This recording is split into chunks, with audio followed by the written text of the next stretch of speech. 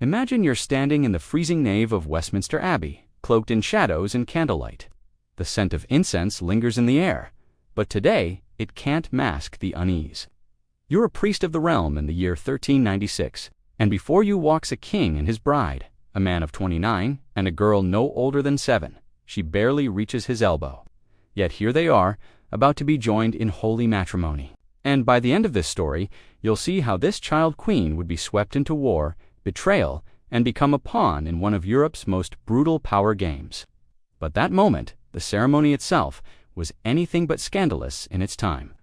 Her name was Isabella of Valois, daughter of King Charles VI of France. And her marriage to King Richard II of England wasn't about love. It was about survival and ending a war that had bled both nations dry for over half a century. The 100 Years' War had ravaged Europe. Fields lay fallow, families were scattered, treasuries emptied. France and England were desperate for peace, and peace, in those days, wore a silk veil and a jeweled crown. Isabella, a French princess with the blood of kings, was offered as the price of truce. She had no say, she never would. Richard, still mourning the death of his beloved Queen Anne of Bohemia, was hesitant. Anne had been a true partner, gentle, pious, and adored by the people. But kings cannot mourn forever, not when the realm needs an heir and the treasury needs a dowry. France offered both, a small girl and 800,000 francs. When Richard saw the portrait of Isabella, her pale face, solemn eyes, and delicate frame, he agreed, perhaps out of duty, perhaps out of grief, or perhaps, as some whispered, because in her innocent face he saw a chance at redemption. The wedding was planned quickly. The bride, just 6 years old, didn't understand the weight of the crown that was being placed on her head. She played with dolls while grown men debated her fate. She learned English phrases, practiced her curtsy, and wore a golden gown so heavy with pearls she needed help to walk. On October 31st, 1396, in Calais, Isabella became Queen of England. The ceremony in Calais was subdued, attended by nobles and negotiators.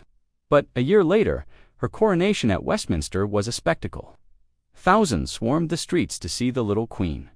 Some were trampled to death in the crowds. She waved as she'd been taught, smiled when expected, all while not truly understanding the role she was meant to play. Yet in the months that followed, something remarkable happened. Isabella didn't merely endure her fate. She began to understand it. She was given her own chambers at Westminster, tutors from both England and France, and ladies-in-waiting who taught her how to walk, speak, eat, and breathe like English royalty. Richard, too, changed. He visited her often, bringing gifts, books from Oxford, exotic birds from Ireland, musicians from the South. He became to her less a king, more a strange sort of guardian, not a father, not quite a husband, something in between. Their marriage was never consummated, nor meant to be, until she came of age. But their bond, strange as it was, began to resemble something tender. The English court, suspicious and split, kept its distance. Some whispered Richard had grown too soft, that he relied too heavily on French alliances, too little on English might. But Isabella, now learning to speak the language of her new kingdom with perfect poise, watched it all unfold with quiet intelligence. She was just a child, but not a fool. By 1399, Isabella was 9, fluent in English, quick-witted, a favorite among the noble children of court. But the air was beginning to change. Her attendants whispered behind closed doors. Her friend Margaret Holland, once always at her side, grew pale and distant. Something was coming. Then one night, Margaret burst into Isabella's chambers. "We're leaving," she said. "Tonight, pack only what you must." The next thing Isabella knew, she was in the Tower of London. No longer a queen surrounded by pageantry, now a child locked inside stone walls. King Richard had been deposed, and standing at the gates was a man who would decide the rest of her life. Henry Bolingbroke, now crowned Henry IV. When the doors opened, the man who stepped into Isabella's chamber was not the king she knew. Richard II, her protector and husband, was gone, deposed, imprisoned, and eventually dead.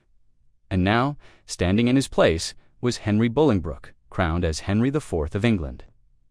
9-year-old Isabella curtsied with perfect grace, hiding the storm inside her.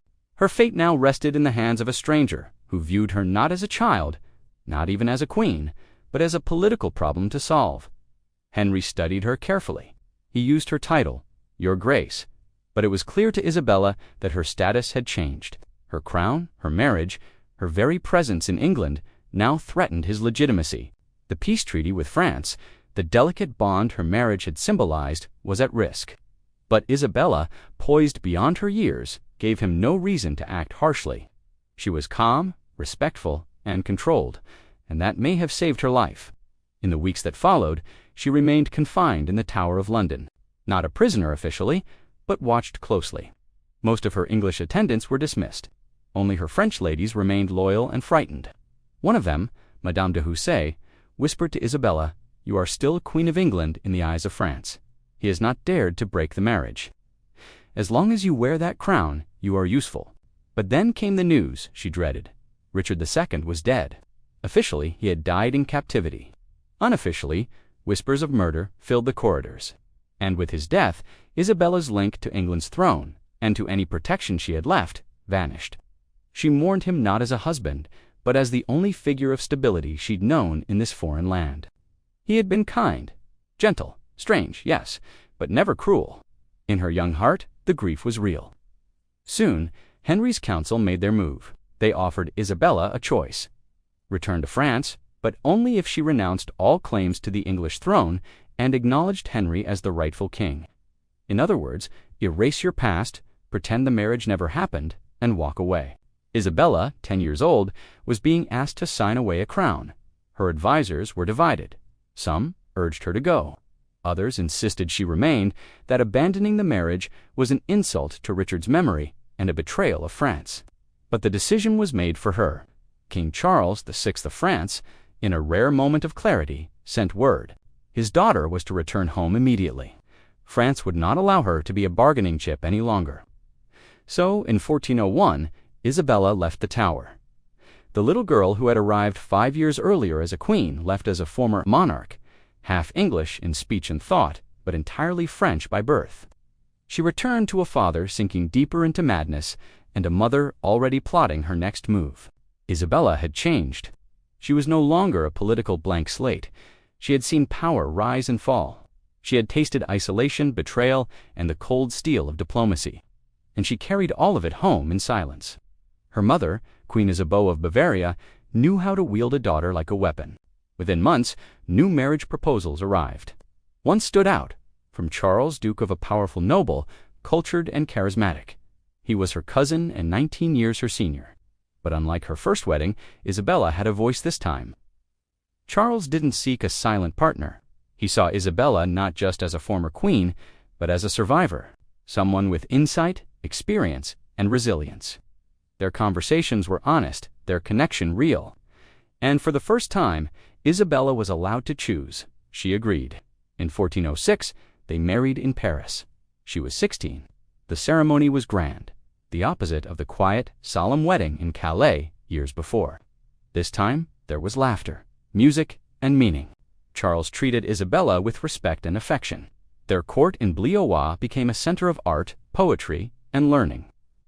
Isabella, once a pawn, was now a duchess in her own right, a political advisor, a patron of the arts, and a mother. Their first daughter, Jean, was born in 1407. But happiness, in Isabella's life, never came without shadow. In 1407, her father-in-law, the Duke of Valois, assassinated in Paris by agents of the rival Duke of Burgundy. Overnight, Isabella's peaceful court became the center of a civil war. Her husband prepared for battle. Her children became targets. Her life, once again, hung by a thread woven from politics and blood. She adapted, led, held her family together. She negotiated alliances, managed estates, and counseled her husband on matters of war and state. And in doing so, she proved once and for all that she was never just a queen by accident. But childbirth weakened her. By 1409, she had 3 children, and the last nearly killed her. Her doctors warned her another pregnancy might be fatal. The vibrant duchess began to fade. Her health declined, yet she pressed on. In her final years, Isabella turned inward. She wrote letters, studied theology, and ensured her children would be safe and educated. Her days grew quieter, but her influence never waned. On September 13, 1410, Isabella died. She was just 20 years old. Her funeral drew nobles from across Europe. They came not for a princess or even a queen, but for a woman who had lived 3 lifetimes in one. A woman who had worn crowns, survived kings, and defied every role the world tried to force upon her. Looking back, what stays with me is not the tragedy of her childhood or the cruelty of politics. It's her quiet strength. Isabella never raised an army, never led a rebellion, but through grace, dignity, and intelligence, she carved a space for herself in a world that wanted to use her and discard her. And that, more than any crown, is the true mark of a queen.